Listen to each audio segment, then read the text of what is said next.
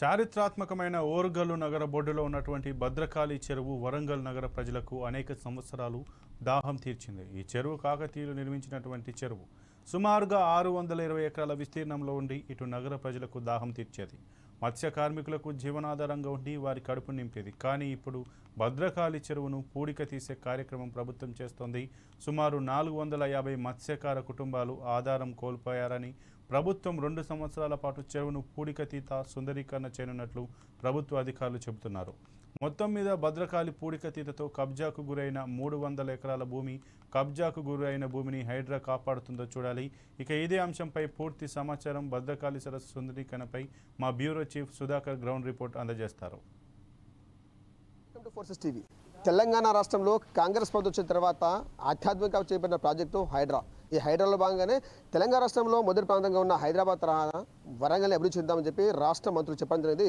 3 రోజుల క్రితం వరంగల్కి వచ్చిన మంత్రి చెప్పడం జరిగింది, వరంగల్ని ఖచ్చితంగా 2వ రాజధాని చేస్తానని చెప్పి, దాని తర్వాత భద్రకాళి సరస్సును నూతన హంగులు తీసుకొస్తాను అని చెప్పడం జరిగింది. దానిలో భాగంగానే 175 కోట్ల నిధులు చేశారు. అయితే చూసుకోవచ్చు, ప్రస్తుతానికి సరస్సు యొక్క విస్తీర్ణం 325 ఎకరాలు మాత్రమే ఉంది. ఒకప్పుడు దీని విస్తీర్ణం 650 ఎకరాల చిల్లర పైసలకు ఉండే. కళ్ళ ముందు భూమి అంతా కబ్జా ఉంది. ఆ కబ్జా కూరలో ఇంతమంది ఇల్లు కూడా కట్టడం జరిగింది.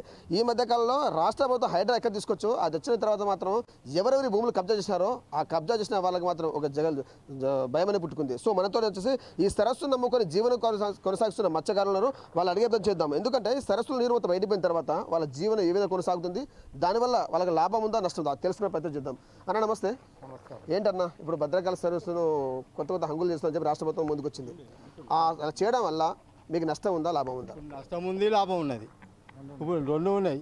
ఇప్పుడు మాకు చెరువు మా తాత ముత్తాతల కాంచి 50-60-70 ఏళ్ళ కాంచి మేము సొసైటీ చెరువు, మా సొసైటీ చెరువు భద్రకాళి చెరువు. మేము 2 సంఘాల ప్రజలు ఉన్నాం. మేము చెరువు చేపలు బతుకుతున్నాం. ఇప్పుడు అకస్మాత్తుగా 2 నెలల కాంచి మాకు మేడం ఫోన్ చేసి చెరువు నీళ్ళు తీసేస్తున్నాం, ఆల్టర్నేట్గా మీరు ఏదైనా చూసుకోండి అంటే, మేడం ఇప్పుడే పోవాలని మాకు కష్టం అవుతుంది, మాకు చేపలు పట్టడానికి ఇబ్బంది అవుతుంది, మేము మా జీవన ఉపాధి కోల్పోతాం. ఇప్పుడు ఉన్న దగ్గర 450 మంది కుటుంబాలు రోడ్డు మీద పడతారు. మరి వాళ్ళు ఎలా బతకాలి అంటే, మీకు ఆల్టర్నేట్గా వేరే చెరువులు ఉన్నాయి కదా, వాళ్ళు అందాక అలా పట్టుకొని. సో మనతో మాట్లాడే మరో వ్యక్తి ఉన్నారు, వాళ్ళకి చేద్దాం. ఎందుకంటే ఈ సరస్సు నమ్మకం సుమారు 400 కుటుంబాల జీవనం కొనసాగిస్తున్నాయి. ఇంకో 15 రోజుల్లో సరస్సులో ఉన్న నీళ్లు, భద్రకాళి చెరువు నీళ్లు మొత్తం బయటకెళ్ళిపోతుంది. ఈ 15 రోజులు మాత్రం వీళ్ళు చేపలు పడుకుంటుంటారు కావచ్చు, కానీ సంవత్సర కాలం వీళ్ళ జీవనం ఏ విధంగా నడుస్తుంది తెలుసుకునే ప్రజలు అన్న చెప్పండి. అసలు మత్స్యకారులు అనేది ఒక ఫిషర్ మెయిల్ అంటే చేపలు పట్టేవాళ్ళు వృత్తి మాది. ఈ 450 కుటుంబాలు గత మా తాతల ముత్తాతల నుంచి మా జీవనోపాధి అనేది ఒక భద్రకాళి చెరువు. గతంలో కుమాలగుంట్ల చిచ్చంద్రం చెరువు, మాకు ఇంకో తెట్ట చెరువు ఉండే. ఈ చెరువులన్నీ ఆక్వై చేసుకొని మమ్మల్ని రోడ్డు మీద పడేసారు. అప్పుడు రోడ్డు మీద పడేస్తే సరే ఏదో ఉన్నది పెద్ద చెరువు, 600 ఎకరం చెరువు ఉన్నది, సొసైటీ చెరువు ఉన్నది కాబట్టి దాని మీద మేము ఫ్యామిలీ మొత్తం, మా భార్యలు, మా కొడుకులు, పిల్లలు అందరూ మా ఉపాధి ఇదే. ఎందుకంటే మా భర్తలు చేపలు పడుతూ ఉంటారు, మా భార్యలు చేపలు రాకుతూ ఉంటారు, నా కొడుకులు అమ్ముకొస్తారు. ఆ జీవనోపాధి మీద మమ్మల్ని ఇలా రోడ్డు మీద పడేసారు. గవర్నమెంటు ఇవాళ 2 నెలల నుంచి మా సంపదని రోడ్డు మీద పడేసిన కారణం ఏంటంటే, ఇది హైడ్రా అనేది ఒక చెరువు మీద, దాని మీద 600 ఎకరం చిల్లర ఉంటే దాన్ని ఇప్పుడు చూస్తే 300 ఎకరం చిల్లర ఉన్నది. ఆ 300 ఎకరం చెరువుని మరి 600 చేస్తారా, మా మత్స్యకార్మికులకు సంపద పెంచుతారా అనేది మాకు ఇంకా ఆలోచన కాలేదు. ఇంకా ఏదేమైనా మా కార్మికులని రోడ్డు మీద పడేసారు. మేము ఒకటే అంటున్నాం, ఇలా ప్రభుత్వాన్ని డిమాండ్ చేస్తున్నాం ఏంటంటే, ఇలా మత్స్య కార్మికులని మాకు రోడ్డు మీద పడ్డాం కాబట్టి ఇప్పుడు 6 నెలలు అన్నట్టు 10 సంవత్సరం అవుతారా 2 సంవత్సరాలు అయితే మాకు తెలియదు.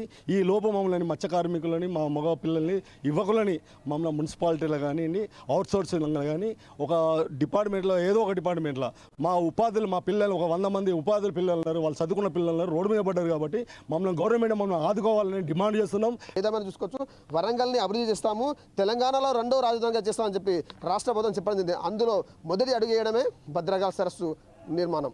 ఇది ప్రస్తుతం భద్రకాళి చెరువు సరస్సుపై 4S TV ground reports. Cameraman బాల్తో సుధాకర్, 4S టీవీ వరంగల్.